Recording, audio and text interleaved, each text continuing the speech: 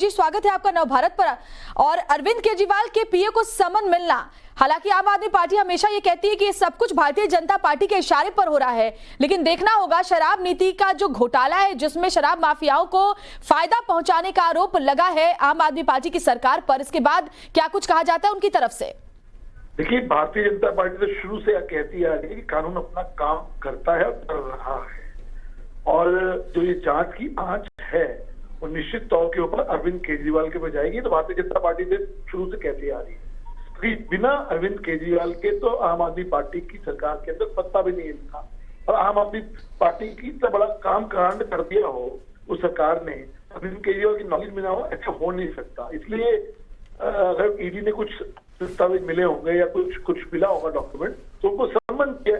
तो मुझे लगता है कि इन सब की बजाय, अपने आप को विक्टिम कार्ड खेलने की बजाय, अगर वो कानून का सामना करें और कानून के जो सवाल पूछे जा रहे हैं कानून के द्वारा उसका अगर जवाब देंगे तो बेहतर रहेगा।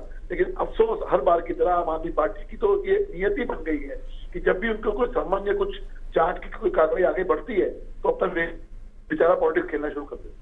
जी हरीश जी, आम आदमी पार्टी ये कहती है कि नीति ऐसी बनाई गई जिसमें दिल्ली को फायदा हो, दिल्ली की जनता को फायदा हो, राज्य सरकार को राजस्व का फायदा हो, लेकिन बीजेपी ये नहीं चाहती है कि अरविंद केजरीवाल की सरकार अच्छा काम करे और जनता का विश्वास उन पर बढ़े, लिहाजा ऐसे तोहमत लगाए जाते हैं। सबसे इम्पोर्टेंट और बात सवाल ये है कि अगर वो कह रहे हैं कि इतना महत्वपूर्ण और इम्पोर्टेंट इनका वो पॉलिसी थी, सबको फायदेमंद पॉलिसी थी, तो वापस क्यों ली गई? सबसे जिस दिन एलजी ने इंक्वायरी कंडक्ट करी उसी दिन आप पॉलिसी को वापस लेते हो। इससे बड़ा सबूत क्या होगा कि आप घबरा गए, आपको मालूम था कि कहीं ना कहीं आप फंसने जा रहे हैं। और भारतीय जनता पार्टी तो बहुत बार आपको सबूत दे चुकी है कि किस प्रकार से ब्लैकलिस्ट कंपनीज को ठेका दिया गया, 2% से 12% कमीशन होलसेल की गई, किस प्रकार से बिना टेंडर्स के होलसेल को अपॉइंट किए गए, किस प्रकार से कार्टेल बना के कंपनीज को दिया गया। ये सब तमाम दस्तावेज तो हम पब्लिक डोमेन के अंदर आ चुके हैं। और अब निश्चित तौर के ऊपर जब जांच हो रही है और ईडी ने सम्मान किया है तो मुझे लगता है अब कानून का सामना करना चाहिए। लेकिन मेरा पर्सनली मानना ये है कि वो दिन दूर नहीं जब ये जांच की आंच जो है अरविंद केजरीवाल के दरवाजे तक जाएगी। जी हरीश जी, अरविंद केजरीवाल और आम आदमी पार्टी की सरकार ये भी कहती है कि बीजेपी सिर्फ एक ही काम करती है, आम आदमी पार्टी की सरकार के खिलाफ वीडियोस लाना, दस्तावेज लाना, यहाँ तक कि एलजी भी उन्हीं की बात सुनते हैं। कि मैं फिर जैसे कह रहा हूँ कि इनकी तो आदत बन चुकी है कि हर बात पे विक्टिम कार्ड खेलना। कोई बात होती है तो विक्टिम कार्ड खेलते हैं, या इनके खिलाफ कोई बात आती है, चाहे वीडियो जारी हो चाहे दस्तावेज सामने आए हो, हर बार ये बेचारा पॉलिटिक्स खेलने की कोशिश करते हैं और विक्टिम कार्ड खेलने की कोशिश करते हैं। लेकिन मुझे लगता है कि इन सब की बजाय ऊपर उठ के इन लोगों को अब जवाब देना पड़ेगा कि ये जो घोटाला हुआ उसमें कितना कट मनी गया और कितने पैसे ट्रांसफर हुए।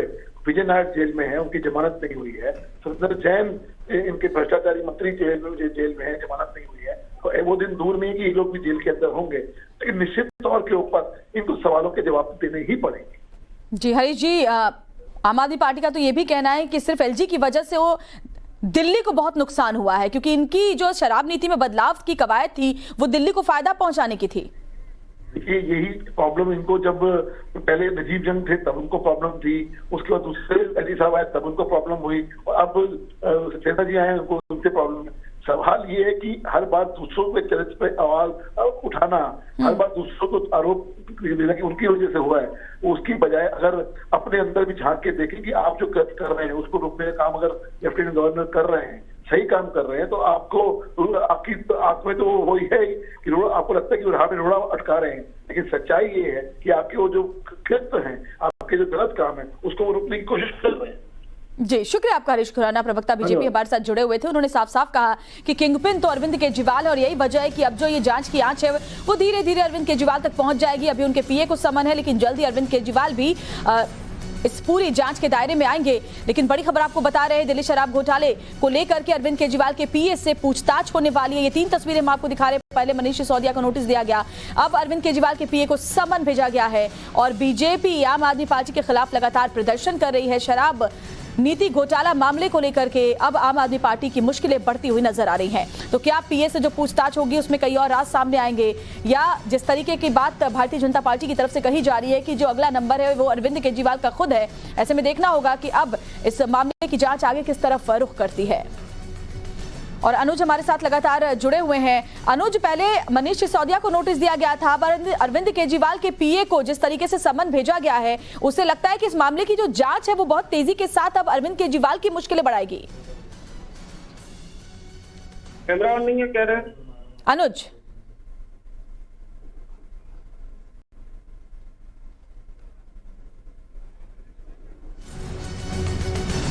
तो ये तस्वीरें हम आपको दिखा रहे हैं, 3 तस्वीरें जहां बीजेपी आम आदमी पार्टी के खिलाफ हमलावर है, प्रदर्शन किया जा रहा है। शराब नीति घोटाला मामले को लेकर ये बड़ी खबर, जिसमें साफ आरोप बीजेपी की तरफ से आम आदमी पार्टी पर ये लगाए गए हैं कि शराब माफियाओं को फायदा पहुंचाने के लिए इस नीति में बदलाव किया गया था। हालांकि आम आदमी पार्टी का यही कहना है कि ये जो बदलाव किए गए थे वो दिल्ली के फायदे के लिए थे, दिल्ली की जनता के हित में थे, लेकिन एलजी जानबूझकर ऐसा करते हैं ताकि जनता को नुकसान हो, और बीजेपी के इशारे पर यह तमाम कार्रवाई करने का आरोप आम आदमी पार्टी लगाती है।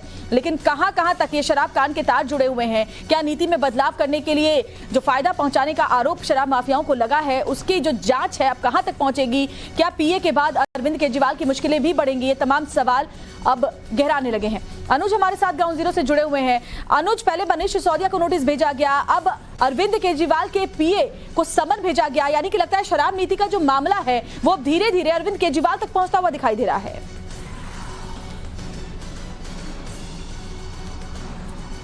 जी देखिए, जहां तक इस पूरे मामले की बात करें तो लगातार न सिर्फ ईडी बल्कि सीबीआई भी जो है वो पूरे मामले की तफ्तीश कर रही है। जिस तरीके से सीबीआई ने मनीष सिसोदिया को सम्मन किया था और अब 26 तारीख का सम्मन किया हुआ है, 26 तारीख को मनीष सिसोदिया से सीबीआई इस पूरे मामले में पूछताछ करेगी। वहीं दूसरी तरफ अगर बात करें तो ईडी ने जिस तरीके से आज अरविंद केजरीवाल के पीए को सम्मन किया, वो वहां ईडी कार्यालय पहुंचे हुए हैं जहां उनसे पूछताछ जो है वो की जाएगी। तो जाहिर तौर पर इस पूरे मामले की हम बात करें तो लगातार मामले में शिकंजा जो है ईडी और सीबीआई का कसता जा रहा है। जिस तरीके से आरोप लगे थे, खासतौर पर अगर बात किया जाए कि लीकर माफिया को कहीं न कहीं फायदा पहुंचाने की कवायद की गई थी। इस पूरे मामले में अगर हम बात करें तो साउथ ग्रुप का जिस तरीके से नाम सामने आया था, और ये बात सामने आई थी जांच के दौरान कि साउथ ग्रुप की तरफ से जो आम आदमी पार्टी के बेहद करीबी विजय नायर हैं, उनको